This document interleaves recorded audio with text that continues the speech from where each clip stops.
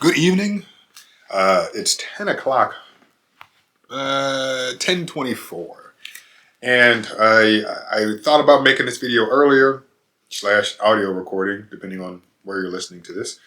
And I just ran out of time, or really just had enough time, but ended up spending that time doing other things. So here we are at nighttime. I'll probably record this and then start getting ready for bed. But I just wanted to get these thoughts out before tomorrow.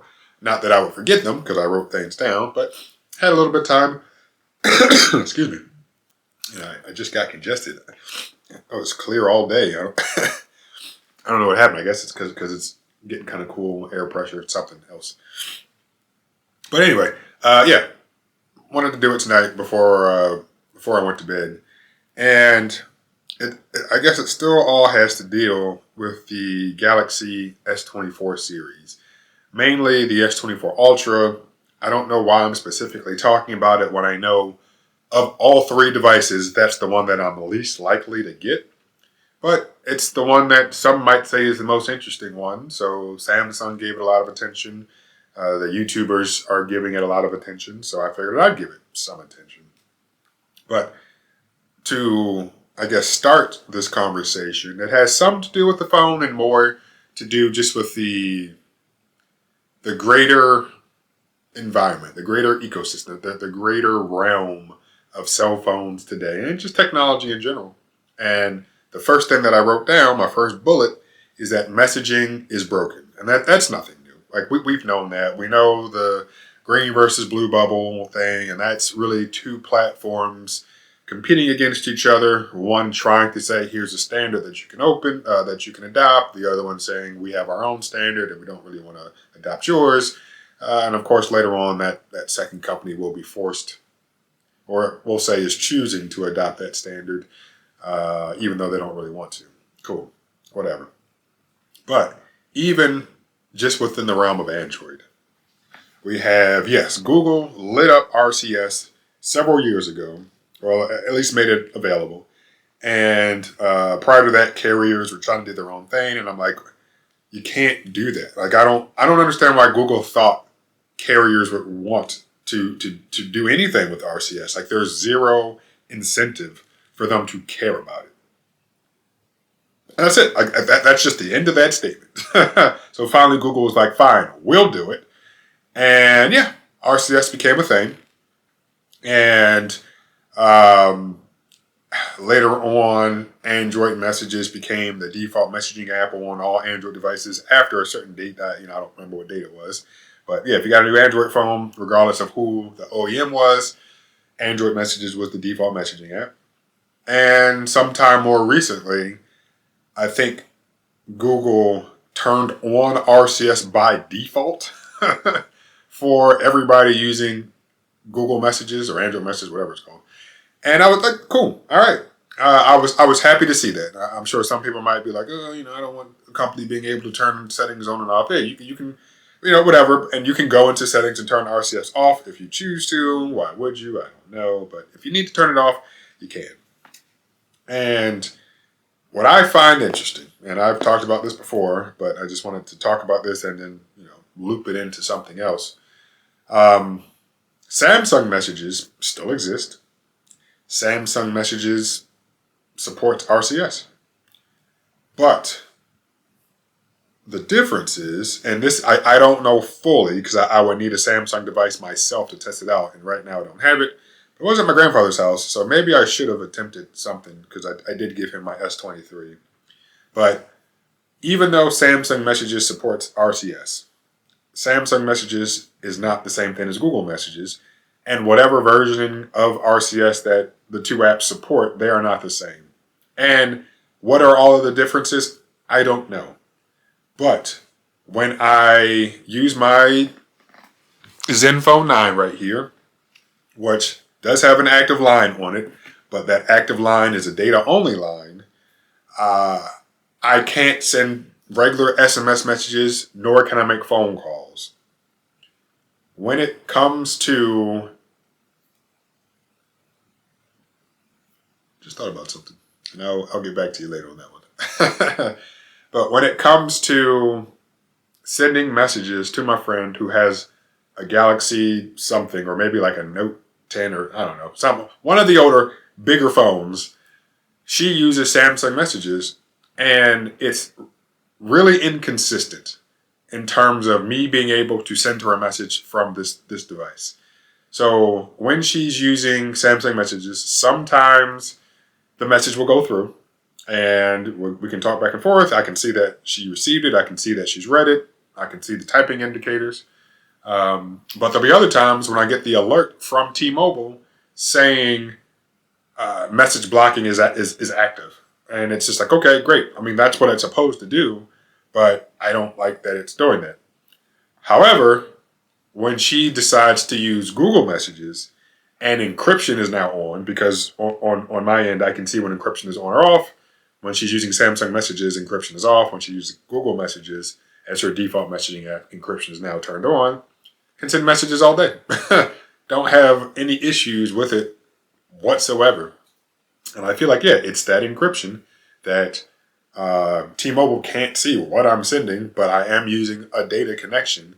And even though, and this is really where it's kind of weird, that even though when I'm using RCS, or when I'm sending a message with the RCS protocol enabled, I'm usually connected to Wi-Fi. So theoretically, and this is where it's not exactly the same as Apple in their situation, theoretically I should be able to send messages back and forth without having to go through T-Mobile's network. However, since it's just my phone number and not maybe my Google account, it still has to traverse T-Mobile's network, and that's why they're able to say, hey, you can't do that. But right there, that's a clear issue in terms of compatibility or interoperability. Yes, I think Google, I know Google is taking the lead when it comes to developing and maintaining an app that supports RCS. And somewhere on a blog, somewhere I saw that somebody said that even Samsung recommends that you just go ahead and use Google Messages. And like I said, Google Messages is now the default messaging app on all new phones purchased anyway. So yeah, we really should be pushing people over to Google Messages. And the only reason my friend still uses Samsung Messages is because she claims that some messages don't get sent when she's using Google Messages. And I know she doesn't fully understand that the underlying infrastructure is the same because they're both RCS apps. And she claims that other people are offline or something. And I'm just like, I wasn't going to try to let her know that, well, it's the same thing and this experience is better. So if something's going wrong, it's probably the people on the other end. But, I don't know. So I didn't want to try to make too many assumptions. But all that to say, we end up having to use WhatsApp because sometimes it works. Like for instance, let me try to send a message right now and see what happens.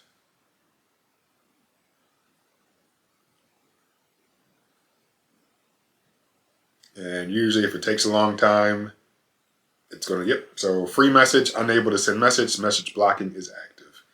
So it's like, okay. But it still says RCS message, so I should be able to send something. And right now, like I could send something to my mom or my dad, or my Pixel 4 phone, because all of those have, everybody involved is using Google Messages. So, but like I said, because that doesn't work consistently, we end up using WhatsApp. And yeah, she can reliably contact me through WhatsApp. Even though I keep WhatsApp on this phone and not on my iPhone, which is the phone that has my actual phone number tied to it, I still just like messaging on this device.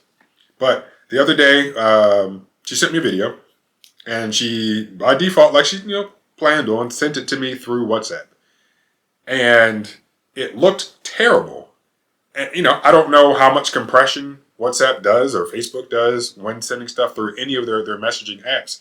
But yeah, it looked horrible. And she has a Galaxy whatever or Note whatever. So the camera on it is really good. And I've seen stuff directly on her phone. So I know how it was supposed to look. And it just looked flat out bad. But just to go with the inconsistency of the messaging when one of us is using Google Messages and the other one isn't, I asked her to send me that video through her default messaging app. And the video came through. But then, an hour or two later, I just tried to send a regular text. No longer working. So clearly, that's two issues. One, the default messaging apps not being able to talk to each other, even though they both should just be using data, because one of them doesn't, because they don't use the same type of encryption, or one of them doesn't use encryption at all. T-Mobile can see it, blocks it. All right, whatever. Sometimes it's blocked, sometimes it isn't. Okay. WhatsApp, yeah, for text and pictures, I mean, it's fine, but clearly for video, there was some degradation. And yeah, it wasn't up to par. And I said, this looks terrible. So please send it another. And she did. So thankful that we were able to get through that one particular time. Now, can I get Samsung messages on this phone? I mean, I'm not going to use it, but I wonder if I can. Like, is that available in the Google Play Store, or is that only available in the Galaxy Store? So I guess Samsung Messages is only available on a Samsung device, which further leads to the fragmentation thing that I was talking about earlier. And maybe it is there, and I just didn't see it. I'll maybe look some more, but the icons look the same. And in fact, let me just if I just type Samsung in, I'll be able to see an app that I know is a Samsung app. Then I can see all the apps that they make. And in fact, that's all of them right there. So Shop Samsung, Samsung Internet Browser, Galaxy Wearable, Smart Things, Samsung Health, and Samsung Smart Switch Mobile. So Samsung Messages is not available on a non-Samsung device, which makes sense. Can't be too upset about it. But yeah. So and yeah, that was a whole nother video about just interoperability and fragmentation and things like that. So she has an app I don't have access to. I have an app she has access to, but the two apps can talk to each other, but they don't talk the way that they're supposed to, or at least as securely as they could. Therefore, the issue for my particular situation is an actual issue. WhatsApp works, but clearly when sending multimedia is not as good as RCS or as good as iMessage, or probably some other messaging apps that don't do as much compression. So that's that. And of course, yeah, the green bubble, blue bubble stuff. I mentioned that at the beginning. I'm happy that the iPhone at some point will support RCS, but I'll probably have a similar experience with them as I do between Google Messages and Samsung Messages. Apple's going to do the bare minimum when it comes to supporting RCS, and furthermore, I guess as I'm thinking, one, yeah, Google Messages, since it's now IP based, I get why you want it tied to a phone number. Makes perfect sense. Why would you not want it? But I think you should also be able to just tie it to your Google account, which I know you can, but I don't think it can only be tied to a Google account. Because when you set up the phone or set up the app, it asks if you want to message from other places, and it says you can as long as you're signed in. But I don't think you can just tie a Google account to the Messages app. Cool. All right. Now, speaking of, the green bubble, blue bubble stuff, yeah, still just in the realm of messaging. I had another friend, I've talked about her in the past. And, the conversation we had the other night was about Apple adopting RCS. And the fact that it's taken them so long, and the fact that, there was no incentive for Apple to adopt another standard. And I hope I can shorten this as much as possible, because I know I've talked about it before. At the end of the day, Apple not adopting RCS is hurting their customers, because the iPhone user is going to inevitably send some message to somebody who has an Android device, whether it's a family member, a friend, a work colleague, something. And that experience is degraded. I mean, we can talk about multimedia. We can talk about the speed of it. We can talk about the typing indicators or encryption or whatever. But one of the undervalued things, in my opinion, is the fact that you just know that your message was actually delivered. And I've had situations, from people who I know wouldn't lie to me about it. It's like, yeah, I never got that message. And then, send me a screenshot or whatever. Or like when I'm sending regular SMS, and I'm like, yeah, that's a possibility. You just send the text message and it goes, and you hope that it's delivered. But with RCS, with WhatsApp, with iMessage, with other ones, like it was delivered. Because knowing that it was sent was one thing, but knowing that it was delivered is another thing, and then knowing that it was read is yet a third, I guess, a tertiary aspect of this situation.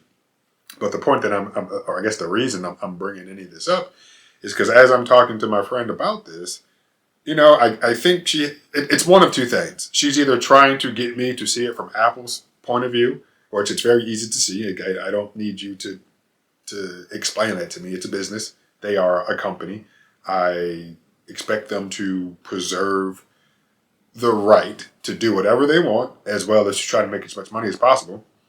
But at the end of the day, as I said earlier, or a few moments ago, them not adopting this, yes, potentially, gets people to convert to iPhone, which is true. Some people convert to it. I bought one because of iMessage. Don't like the phone, but most of the people I talk to have iPhones. It gets people to stay with iPhone.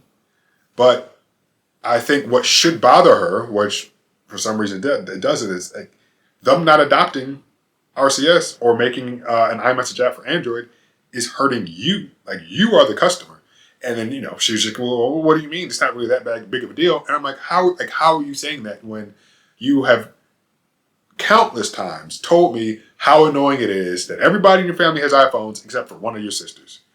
Like, you've expressed that grievance so many times. And now you're just saying, well, it's not that big of a deal. You're lying. Okay, you are lying. It shouldn't be that big of a deal because we shouldn't have this issue, but it is a problem, and you've expressed it to me plenty of times. But at this particular moment, I feel like either, like I said, you're trying to get me to see things from Apple's perspective, which again, very easy to see, or you're just disagreeing with me just to disagree. Like, you're one of those people who, I know I shouldn't feel this way, but I really like this company, so I'm going to say whatever, supports the company, as opposed to either A, supporting a friend, or B, just using logic. And that's just like, okay, you can forget my opinions, my rationale, everything that has to do with me and whatever's come out of my mouth. But if you have told me that you don't like that your sister has an Android device, there is a problem. And you, as the customer, are being impacted by Apple being unwilling to do something. And, we talked a little more, and it was what it was. And of course, I brought up, I forget the journalist's name, but he was talking to Tim Cook at, I think, the Code Conference or something. Tim Cook's response to him when he said he's unable to send messages certain messages to his mom, multimedia stuff. Tim Cook's response was, buy your mom an iPhone. And, they chuckled or whatever, and, it was kind of shitty. And Tim Cook said, we don't hear a lot from our customers saying that that's something that they want. And, as a person who I think is pretty well versed in, consumer level tech and a little more, I know that Apple customers and as my friend pointed out, a lot of people don't know what RCS is. So the Apple customer, and I'm not just saying because Android users as well, but the Apple customer doesn't have a name to put to the problem. They know there's a problem. The green versus blue bubble issue is a thing. Like my friend who was pointing out the fact that, they have a separate group chat for, one with her sister that had the Android device and one without her. The Apple customer doesn't know what the problem is. They know that problem exists, but they don't understand that it's all software. Software can be portable. Software can be cross-platform. And she just refused to, and again, I would agree that, a lot of people aren't saying something directly to Tim Cook. They're blaming the wrong person. They're blaming the Android user of, you are the problem because you don't have the same phone that I have. And I'm just like, that shouldn't be how it works. And the fact that you're, I guess, co-signing on this mindset is the problem. That your device manufacturer is the problem. And they should be able, and they are able, and hopefully will be later on, working towards fixing this. And so I think her and I hadn't talked in a while, and we had this conversation a couple days ago, and I think in the past, it might have led to an argument. Not that I'm so, oh my God, Apple is a bad company, but it's more of a, how are you even thinking like this? Like, this just doesn't make sense. And at the end of the day, I think it's, you just don't want to acknowledge it because I'm saying it. If somebody else says it, you might be okay with it, but because I'm saying it, now you're like, oh no, you got to think about this, or you got to think about this, and like her base mindset is, well, like Apple has no incentive to do this. Right, I get it. Like, that's not a hard thing to grasp, but from your rationale, that means no company would ever work with any other company to do anything because their primary mission will be to make as much money as possible and to not make things better for other people, or to not to collaborate. Collaborating with other companies can make stuff better for your employees, for your customers, for the company that you're collaborating with, for their employees, their customers. And it's like, that's how it works. And I could have spent more time talking. It's like, hey, regardless of what's inside the phone, Apple's iPhone would not be what it is without Samsung. Samsung makes the displays. I mean, like this. So Samsung is working with Apple. Apple's working with Samsung. This messaging situation, this messaging snafu, is something where, yes, some people might leave iPhone if the messaging experience between iPhone and Android gets better. That's just it. Depending on how Apple actually implements it, might be one of those customers. We'll find out. But I think two main things are, yeah, you, Apple customer, you're suffering. So you should at least acknowledge that and not try to pretend that you aren't. And two, Apple should have more confidence in their product. If they're so worried, and I know what happened many years ago, like over a decade ago, about them not creating an Android app because they knew that parents wouldn't buy or would buy cheap Android devices for their kids if they had an iMessage app on it. Yeah, you're not confident in your product, I feel. And at this point in the game, iPhone 15, you've been doing it for a while, so you have a pretty strong customer base. And if it's taken the government or a government to have to step in to do something, to kind of nudge you along that path, yeah, you don't have confidence in your product. And I mean, I see why. And this isn't a bashing iPhone video, but yeah, like it's not a good product. It works, does what it's supposed to do, but yeah, it's not a good product. And I think a lot of that has to deal with the mindset that Apple has as a company. I feel like it's ingrained probably from Steve Jobs. Of, this is what the customer wants, or the customer doesn't know what they want until you show it to them. And sometimes that is cool. You're like, yeah, I didn't think about it that way. But when you start expressing, no, this is what I want to do, and the iPhone's just like, yeah, well, you can't. And it's just like, all right, now I got to start thinking about other stuff. Cool. All right. So, wow, this is a long video. So this one might be a podcast only. Yeah, because I'm not showing anything. So, yeah, this will probably be a podcast only. But furthering this conversation. So, messaging is broken. Yes, we've established that. Apple doesn't want to play nice with Google. We've established that. Certain people refuse to acknowledge the problem depending on who's presenting the problem to them. We've acknowledged that. But back to the S24 Ultra, I just finished watching a video on Android from Android Authority. Excuse me.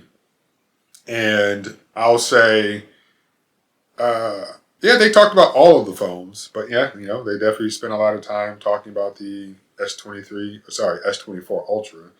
And one of the things that they pointed out is the fact that the price went up by $100. And of course, they're speculating about, well, is it like inflation is a thing, which every time I hear the word inflation, again, this is almost like people refusing to accept it. Somebody in the supply chain somewhere decided that they just wanted to charge more money. That's at the root of the issue. That's all that it is. Because a person decided that either I'm not making enough money anymore off of something, maybe my yields are down, so for what I have, the price per unit now needs to go up. Or something in there, somewhere their manufacturing, the cost of their manufacturing went up. Which again, that's just somebody else deciding, hey, I want to make more, or I need to make more money. And of course, that trickles down the supply chain. And then, the customer at the end of the day ends up paying a little more. So the price for the S24 Ultra went up $100. It now starts at $12.99 instead of $11.99. But, as I was watching the video today, I definitely thought to myself, well, why wouldn't Samsung increase the price of the phone? Google did it. Google raised the price of the base Pixel 8 and the Pixel 8 Pro some. I know the Pixel 8 went up $100. I think the 8 Pro also went up $100. So it's like, yeah, why wouldn't Samsung do it? And did the iPhone 15 come out before or after the Pixel? I think after. But either way, Apple did it too for their iPhone 15 Pro Max. Technically, the price is the same. However, they removed the 128 gigabyte version of the Pro Max, so the starting price is now $100 more. And yeah, for that 256 gig version, it was the same price last year, but you just don't have the option to spend $100 less if you want the Pro Max. So being first of the year, but third in line when we think about product release cycle, I guess. I mean, which one is first? I know, yeah, like the Galaxy is first in the year, but I really view that, well, tech stuff really happens in the fall. And in fact, there used to be two separate things, right? Because I think the S series was in the beginning of the year, and I think the Note series was in the fall. I don't remember, but something like that. But yeah, I really feel like, yeah, the Pixel 8 was first, then the iPhone 15s, and then now the Galaxies. And again, even though it's the beginning of the year, it's the end of the tech cycle. And I might be wrong. I don't know. But if we're thinking about it, we're at the Tensor G3, and this is the Galaxy, the Snapdragon 8 Gen 3. So the Pixel 8 came out first, if we're looking at it like that. So yeah, but all that to say, yeah, they're just following suit. Everybody else raised it $100. And in terms of manufacturing, there's no way that the cost went up exactly $100 for all of them in terms of whatever. And it's not even proportional. And yeah, looking at the Pixels, both of them went up $100, and it's like, that sucks. And so clearly, if the original price was whatever it was last year, and they both went up $100, proportionally, the regular Pixel 8 got more expensive than the Pixel 8 Pro. The iPhone 15 Pro, yeah, they just said we're just not going to sell that anymore. And then yeah, for the S24 Ultra, yeah, just went up $100. So, and again, proportionally, it didn't go up as much as either one of the Pixels, because the S23 Ultra was already more expensive than the Pixel 7 Pro. So yeah, it's just, we charge what we can, we charge what we want to. Some people will buy it, some people won't. $100, great, thanks, all right. But one of the other things that the gentleman pointed out in the Android Authority video, which Apple did it, I don't think the Pixel 8 Pro did it. Yeah, I'm pretty sure I would have heard more about it. I think one of the OnePlus devices, maybe the OnePlus 12 did it, introduced titanium into the phone. For what? Oh, the phone needs to be a little bit lighter and it needs to be more durable. Are people complaining that the phone isn't durable enough? Or are people complaining that the phone is too heavy? I mean, heck, the phone is big. It's going to be heavy. How about you just make the phone smaller? Well, now that it's this big, so that is the problem, that you made a gargantuan phone. And now, yeah, with that additional size comes some heft. And now making the phone out of titanium is a reason for the phone to be more expensive. And I'm like, well, no, put it back. I don't want a titanium phone. I have never said, man, you know what this phone is missing? A more durable material. This aluminum or stainless steel, which now I don't think I've had any stainless steel phones, but this aluminum or even this plastic, it ain't cutting it. I need a strong, lightweight material that isn't, I mean, plastic can be strong, durable material, which I think somebody said that titanium actually scratches more or something. I don't know, but who's complaining about that? All right.